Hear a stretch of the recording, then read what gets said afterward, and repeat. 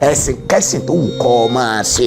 Ìwà rẹ̀ ọba àdájú dáadáa lọ, ọmọ èṣù ni ọ́. Gbogbo ẹnikẹ́ni tó bá ń dẹ́ṣẹ̀ ó lọ́mọ èṣù. Sẹ́ríkò àgbélébù ó láporó fún ẹ̀ṣẹ̀ àwọn ọmọ èèyàn. Ẹnikẹ́ni kò lè bọ́ lọ́wọ́ ẹ̀ṣẹ̀ láì tọ̀ Jésù Kristi olùgbàlà wa.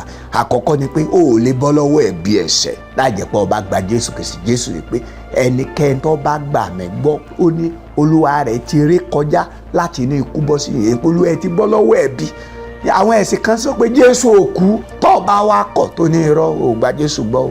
Jésù Kristi kankan kò kú fẹsẹ̀ tiẹ̀ o, fúnra ara rẹ̀ ló máa yàn láti jẹ́ ẹlẹ́ṣẹ̀. Jésù yìí ó nìkan ṣoṣo ó ní apòrúfẹsẹ̀, torí pé ó nìkan lẹ́nìkan tó wọnú ayé yìí wá tí ò dẹ́ṣẹ̀, kò mọ̀ ẹ̀ṣẹ̀ kankan, kò dẹ́ṣẹ̀ kankan, ó sì fi ara ẹ̀ rúbọ. Ẹnikẹ́ni tó bá gbà á gbọ́, ó ní Ọlọ́run fẹ́ràn aráyé tó bẹ́ẹ̀ gẹ́, ó fi ọmọ bíbí rẹ̀ kan ṣoṣo fún ni.